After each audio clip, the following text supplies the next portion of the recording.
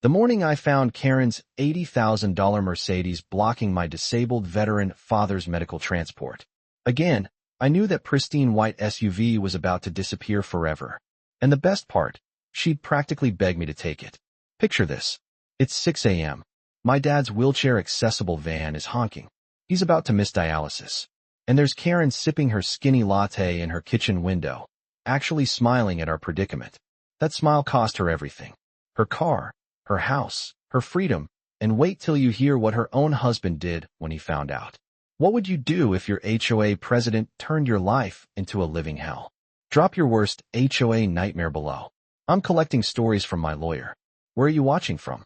Texas, Florida? Because if you've got an HOA, you need to know the 3 laws I used to destroy Karen completely legally. Trust me, after 47 blocked driveways, revenge served ice-cold tastes. Even better than you imagine. My name's Marcus Castellano, 45, construction contractor who inherited Grandma's house in Pine Valley Estates. Grandma Rosa fought the HOA formation back in '92, calling it legalized extortion by bored fascists. 3 months ago, I moved in with my pregnant wife Deborah, 8 months along and teaching 4th grade, and my father Anthony, a Vietnam vet who's been wheelchair-bound since a construction accident triggered old shrapnel wounds. All he needed was a simple ramp to visit his grandkids. Enter Karen Whitmore-Stanton, the human equivalent of a HOA violation notice. Day 3 after moving in, this 5-foot tornado of suburban fury clicked across my driveway in $800 heels. That structure needs architectural approval, she announced, pointing her French manicure at Dad's temporary wheelchair ramp. The committee meets in 6 to 8 weeks, she smiled. I'm sure he can manage until then. That night, Dad tried the stairs and nearly cracked his skull. So at 7 a.m., I rebuilt that ramp with every power tool howling. By 7:15, a $500 fine appeared on my door. Karen wasn't just some bored housewife playing dictator. She was a real estate agent who'd turned our HOA into her personal lead generation machine. Her white Mercedes GLS 450 with its rules for me vanity plates serving as a mobile advertisement. She lived in the McMansion directly across from me with perfect sight lines to monitor my every code violation. Her husband Richard owned Stanton Construction, my biggest competitor. The woman had a system refined over 8 years of presidential terror. Apply just enough pressure to break you without leaving fingerprints. Enforce rules selectively like a sniper choosing targets. She thought she was untouchable. What Karen didn't realize was that she'd just declared war on the grandson of Rosa Castellano, the woman who once got a city councilman recalled for trying to zone her tomato garden as commercial agriculture. 2 weeks later, Karen declared war on my livelihood. According to an emergency HOA meeting held while I was pouring concrete across town, all commercial vehicles now required screening from street view within 30 days. Daily fines, $100. My work truck was apparently a visual terrorist attacking property values. That evening, Dad watched me pace the kitchen. Boys playing dirty, he observed. Question is, why is she targeting you specifically? His words hit like lightning. This wasn't random. This was personal. The next morning revealed the answer when 3 Stanton construction trucks parked brazenly on our street, completely unmolested by HOA fines. She was using HOA rules to eliminate his competition. I spent 7 days building an airtight case. The next HOA meeting became my war room. I moved to address selective enforcement of vehicle codes, hijacking the projector. The room gasped as images filled the screen. Stanton trucks violating every code Karen had cited me for. Those are temporary work situations, she sputtered. The board voted 4-1 to uphold my fines, but their eyes screamed what their mouths wouldn't. They knew this was wrong. My real ammunition came from Ethel Morrison, 82 pounds of pure rebellion. She intercepted me in the parking lot, shoving a manila folder into my hands. Your grandmother was my best friend, she whispered. Article 15, sweetie, read it tonight. The yellow documents revealed Grandma's genius, a grandfather clause protecting all pre-existing property uses from future HOA restrictions. Our property had run Rose's landscaping since 1973, making my truck untouchable, making Karen's fines toilet paper. Pre-existing use rights override new HOA rules. Always demand to see original founding documents. I posted Article 15 on my truck window. When Karen's Mercedes crawled past that morning, I watched her face contort behind the tinted glass. She'd lost round one. Wounded Karens don't retreat. They reload. Karen's revenge started at 5:47 a.m. on a Monday. Her white Mercedes sat diagonally across my driveway while she visited the neighbor whose house was darker than her soul. My 6:30 meeting with the Johnsons, a $40,000 bathroom remodel, was ticking closer. "Oh, Marcus, I had no idea you needed to leave," she cooed. The missed meeting went to Stanton Construction. Tuesday, she blocked my concrete delivery. Wednesday, she trapped Dad's medical transport for 38 minutes. Thursday, Deborah, 9 months pregnant, stuck behind Karen's Mercedes while having contractions. Friday evening changed everything. Dad held up our water bill. "Someone's reading our mail," he announced. See the adhesive steamed and reglued. That's when the pattern hit me.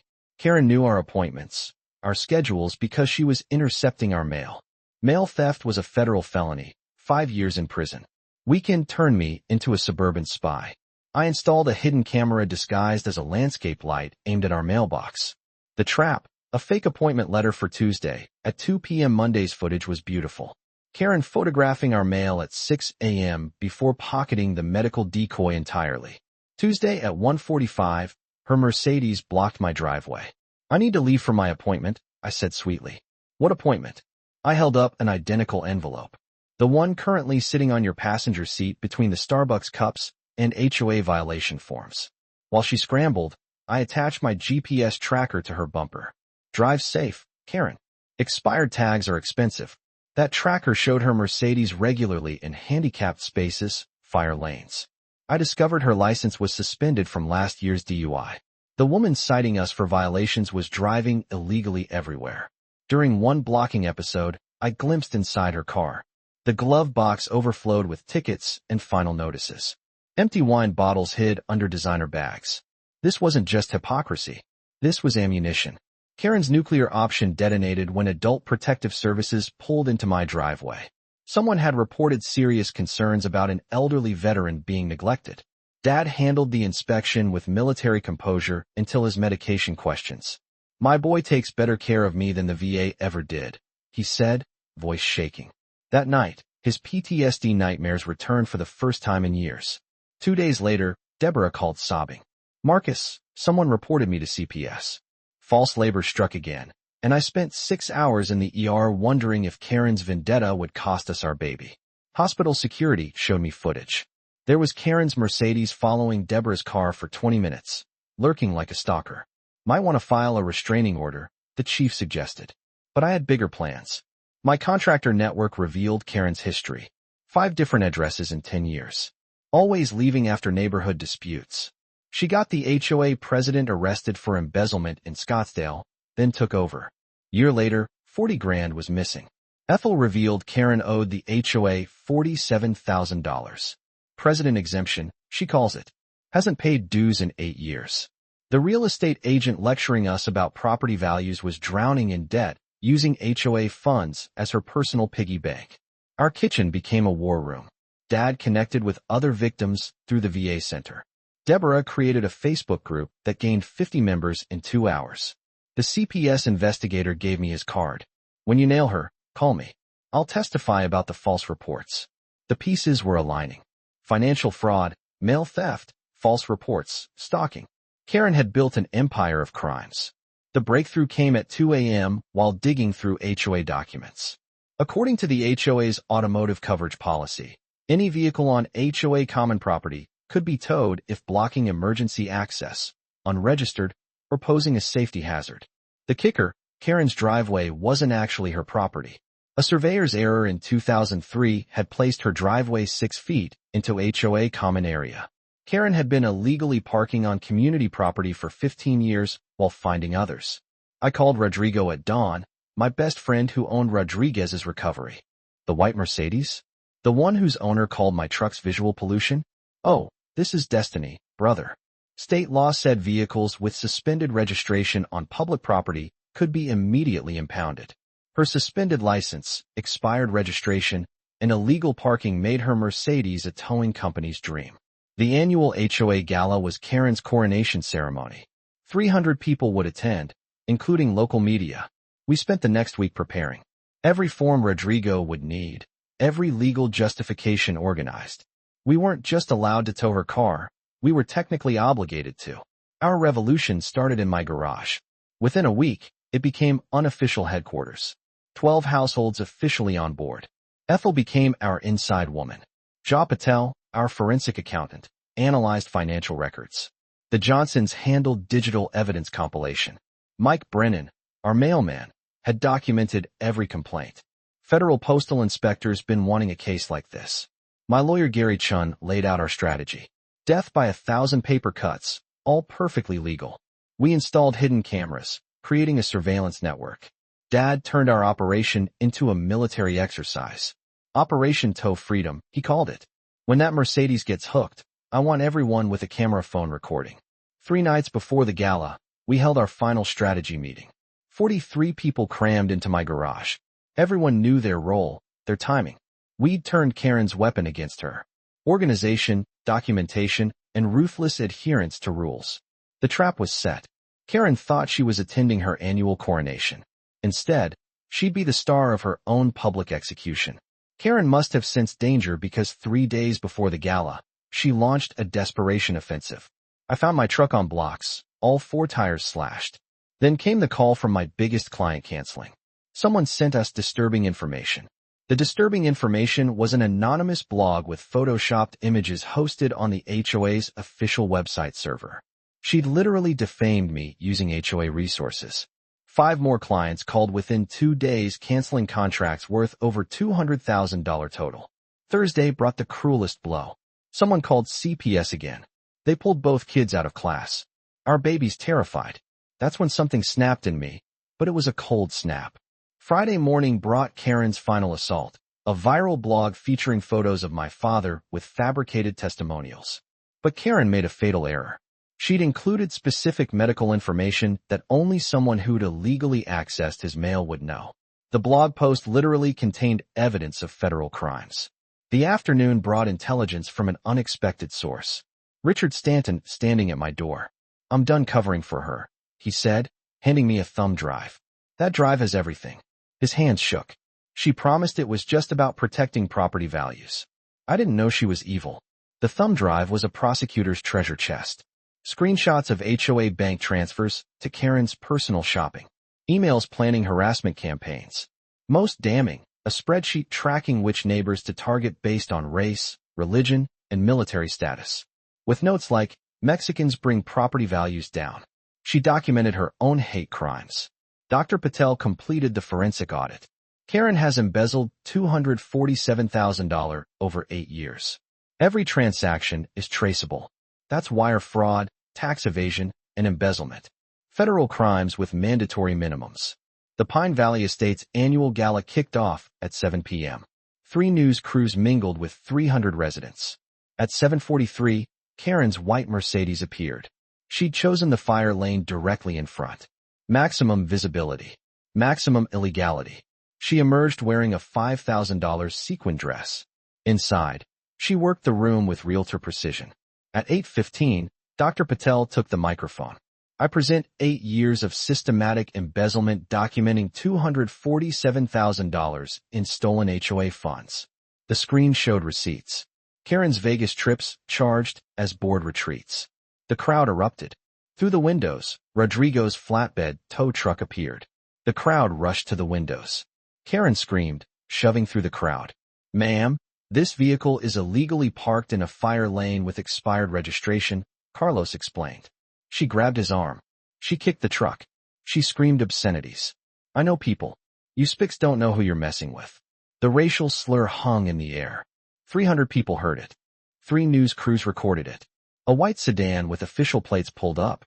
Karen Whitmore-Stanton, the deputy, called. "We have a warrant for your arrest on charges of mail theft, wire fraud, and making false reports." Karen tried to run, tripping into decorative bushes. "You have the right to remain silent."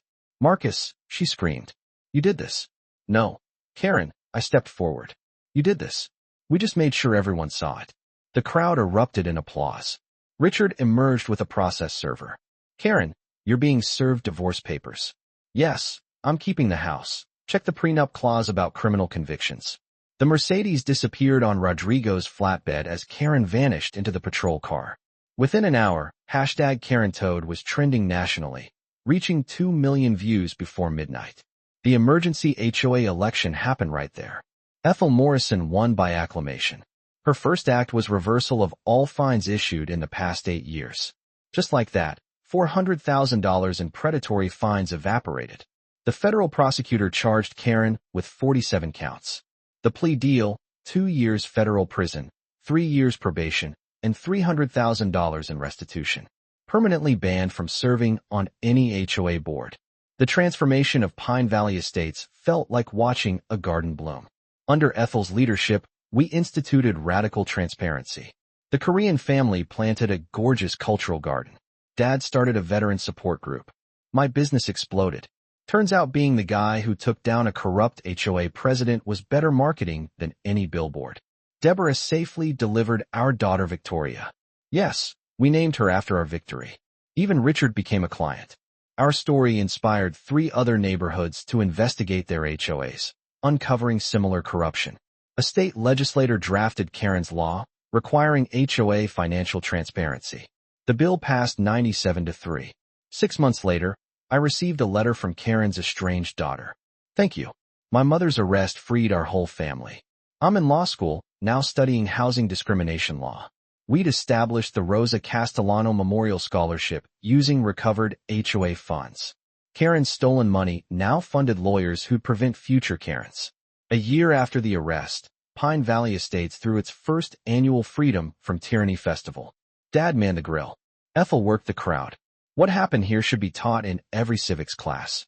You proved that ordinary citizens can stand up to corruption and win. As sunset painted the sky, I stood with Deborah and our kids watching neighbors celebrate freedom from fear. Dad rolled up. Your grandmother would have loved this. Rosa always said, the best revenge against bullies is a life well lived in spite of them. We'd won more than a battle. We'd built a community that celebrated differences, that understood the true meaning of home values had nothing to do with property prices and everything to do with human dignity. Hey everyone, drop your worst HOA nightmare in the comments. The worst one gets featured in next week's video. Subscribe and hit that bell because next time we're exposing the racist HOA that tried to ban American flags. You won't believe how that one ends. Because here's the truth. Your home is your castle, but knowledge is your sword and shield. Every bylaw she wrote to oppress us became the weapon we used to defeat her. Every document she falsified became evidence. Every neighbor she terrorized became a witness. The very rules she worshipped became the chains that dragged her to federal prison. And that, my friends, is how you make a Karen's car and career disappear for good. Thank you for tuning in to HOA Stories, where neighbors stand up against HOA Karens and karma comes a-knocking. If you like this story, hit that like button, share your thoughts below, and subscribe for more HOA tales and real-life neighborhood drama each week.